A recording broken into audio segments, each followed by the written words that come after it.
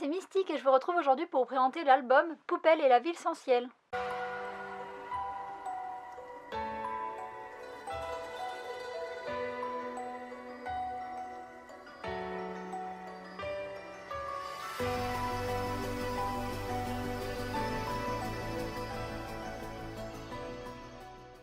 Je vous retrouve aujourd'hui pour vous présenter mon chouchou couverture du mois de novembre, le magnifique album Poupelle et la ville sans ciel. Et pour une fois, c'est un petit peu différent puisque j'ai pas choisi un manga mais j'ai choisi un album pour enfants. Au Japon, les albums pour enfants ça s'appelle des kodomo et donc ce kodomo est publié chez Nobinobi. Il est terminé en un tome, il a été publié en 2016 au Japon et en 2018 en France. C'est dessiné et scénarisé par Akihiro Nishino qui est une personnalité multifacette puisque en plus d'être illustrateur, il est comédien, présentateur télé, scénariste. Il a été publié pour d'autres albums au Japon et sur cet album, il y a 33 personnes qui ont travaillé, c'est juste énorme, je trouve qu'il y ait 33 personnes qui travaillent pour un seul album. Mais je pense que je me rends pas bien compte à quel point il faut beaucoup de personnes pour réaliser un manga et donc voilà, je suis un petit peu une novice sur ça, j'y connais rien et donc là ça m'a semblé énorme, 33 personnes. En tout cas, le fait qu'il y ait 33 personnes qui aient travaillé sur cet album a permis que l'album soit entièrement en couleur, ce qui est très agréable puisque les dessins sont vraiment très beaux. Il coûte 16,90 € et la petite information supplémentaire c'est qu'en 2019 il y a un film d'animation qui va reprendre l'histoire qui va sortir et j'ai vraiment envie de le voir parce que vu comment l'album est beau, j'imagine pas comment le film d'animation va être vraiment fantastique. Cette histoire se passe dans une ville bordée de falaises qui rendent toute communication avec le monde extérieur impossible. Cette ville est emplie de cheminées à perte de vue qui crachent sans arrêt une espèce de brume noire qui recouvre le ciel tant et si bien que les habitants n'ont jamais vu les étoiles. Un jour, un coursier magique qui passait dans le ciel au-dessus de la ville et au-dessus des nuages fit tomber un colis qu'il devait livrer. Ne sachant où il était tombé à cause de toute cette fumée, il décida de ne pas le chercher. Le colis était tombé dans une décharge et il contenait un cœur.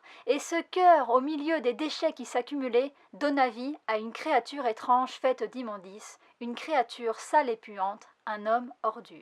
Entendant des bruits dans la ville toute proche, l'homme ordure décida d'y faire un tour. C'était Halloween et la fête battait son plein. Des monstres grouillaient de partout et personne ne remarqua ce drôle de personnage. Des enfants jouèrent même avec lui, mais les problèmes arrivèrent quand tout le monde retira son costume et qu'ils remarquèrent que lui n'était pas déguisé. À ce moment-là, tout le monde prit peur et tout le monde rejeta cet homme ordure.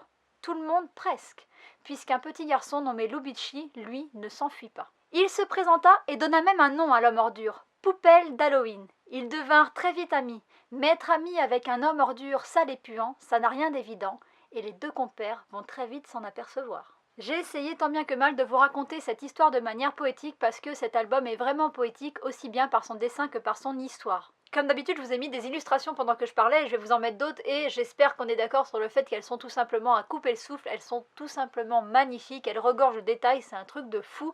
Et puis j'adore le côté steampunk qui fait que renforcer mon amour pour ces dessins que je trouve vraiment juste sublimes. Et je pense qu'il n'y a rien d'autre à dire qu'à part les regarder et les contempler parce que c'est vraiment, je trouve, des œuvres d'art. Chaque page, c'est un vrai régal et j'ai adoré feuilleter cet album. Une fois que je l'avais lu, je l'ai refeuilleté et si je pouvais, franchement, je couperais une page et je l'encadrerai tellement j'aime les dessins, mais bon, j'ai pas envie d'abîmer mon album, mais je trouve qu'ils sont vraiment très beaux. Et puis la beauté de cet album ne s'arrête pas au dessin puisque comme j'ai déjà dit, l'histoire est vraiment poétique, elle est très prenante et très émouvante. Elle aborde des thèmes et elle essaie de transmettre des principes qui à mes yeux sont importants comme le fait d'accepter la différence, ça parle aussi du regard de l'autre, de la famille et ça parle aussi de croire en ses rêves et de croire dans les personnes qu'on aime. C'est des thématiques qui sont chères à mon cœur et qui ont fait que j'ai aimé cet album en long, en large et en travers. Alors je sais que c'est pas ce que j'ai l'habitude de vous présenter, que d'habitude je parle de manga, mais je trouve que les albums pour enfants c'est sous-coté parce que comme il y a pour enfants dedans, et les gens n'osent pas les lire quand ils sont adultes et celui-ci ne s'adresse pas qu'aux enfants, c'est une vraie perle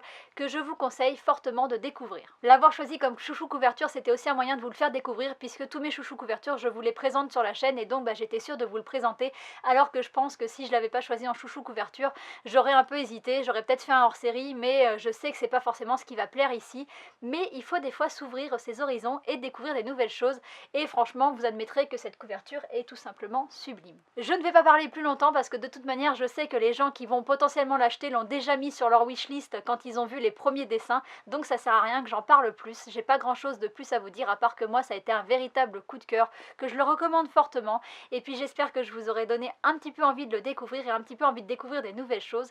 Ma vidéo est finie et je vous dis à bientôt pour une prochaine. Bye bye.